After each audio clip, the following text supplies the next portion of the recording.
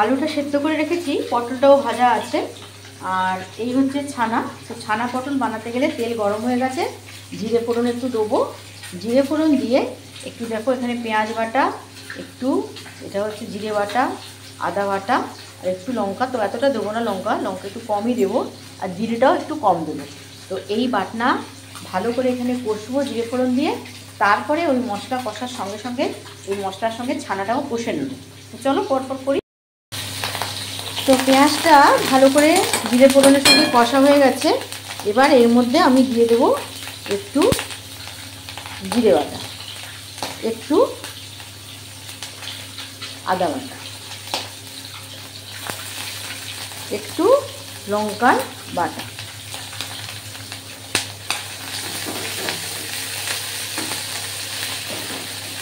এবার মশলাটা এখনো কাঁচা আছে, তো আর একটু কষে তারপরে এর উপরে আমি ছানা দিয়ে ভালো করে ছানাটাকে মশলার সঙ্গে ভাজবো। ভালো করে আমার পেঁয়াজ, জিরে, আদা সব কিছু আমার সুন্দর করে ভাজা হয়ে গেছে, আর গন্ধটাও খুব সুন্দর বেরিয়েছে। তো এবারে এই মশলার সঙ্গে আমি ভালো করে ছানাটাও মশলার সঙ্গে ভেজে নেব। তো এখনও আমি নুন দিইনি, নুন দেবো, একটু মিষ্টি অল্প করে দেবো, হলুদ দেবো, এগুলো তো এখনও আমি দিইনি। তো পরপর এগুলো দিয়ে তারপরে আর একটু ভাজাও আসছে। দেখো ছানা পটল করবার জন্য আমি আলু আর পটলটা ভালো করে ভেজে নিয়েছি, আর আলুটা ভাপিয়ে নিয়েছি। আর এর মধ্যে দিয়েছি, এখানে আমার বাটনা ছিল তো অল্প দিয়েছি পেঁয়াজ বাটা, একটু দিয়েছি জিরে বাটা, আর একটু দিয়েছি শুকনো লঙ্কা বাটা। তো ভালো করে কষার পর এখানে দিয়েছি একটু নুন, তারপরে ছানাটা দিয়ে দিয়েছি ভালো করে ভাজার পর। ছানার পরে এরপরে নুন দিয়েছি, শুকনো লঙ্কার গুঁড়ো, হলুদের গুঁড়ো, বিরিয়ানি মশলা আর আমার গুড়।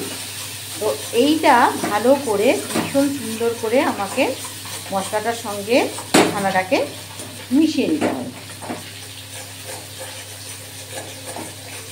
এবার সব কিছু যখন দেওয়া হয়ে গেছে আমার, এবার এর মধ্যে আমি দিয়ে দেব আমার পটল আর আলু যে ভাপানো আছে সেটা দিয়ে দিলাম। মানে পটলটা ভাজা, ভাপানো মানে আলুটা ভাপানো, পটলটা ভাজা। তো এই আলু, পটল আর ভাজা ছানা আমি সুন্দর করে একবারে ভালো করে একটু কষবো। এবার আর একটু কষা হোক, তারপরে এর মধ্যে আমি জল দেব, আর নামাবার আগে গাওয়া ঘি দিয়ে আমি এটা নামিয়ে নেব। তো চলো এবার আরেকটুখানি ভাজা হোক, তারপরে এর মধ্যে আমি ঘি অ্যাড করে দেবো। এবার এটা আমার নামাবার সময় হয়ে গেছে। তো আমি একটু মানে খুব অল্প একটু সস দিয়ে দিয়েছি, সস না মানে টমেটো কেচাপটাই ছিল এটা। তো এবার এর মধ্যে আমি দিয়ে দেবো একটু এই যে আমার গাওয়া ঘি। গাওয়া ঘিটা একদম জমে গেছে, ফ্রিজে ছিল, একটা ছুরি দিয়ে পারিনি, এদের চামচিটা দিতে হয়েছে। এবার আর দেবো একটা এই যে চেরা কাঁচা লঙ্কা। একদম সুন্দর হয়ে গেছে জিনিসটা, একবারে খুব সুন্দরভাবে কষে গেছে।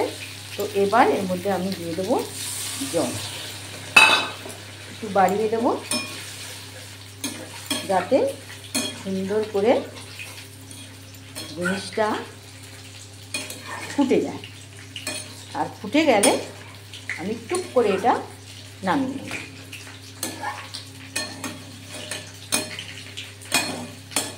তো এই হলো আমার ছানা পটল, আর একটু হোক তারপরে কীরকম হচ্ছে দেখো। এই হলো আমাদের টেস্টি টেস্টি ছানা পটল।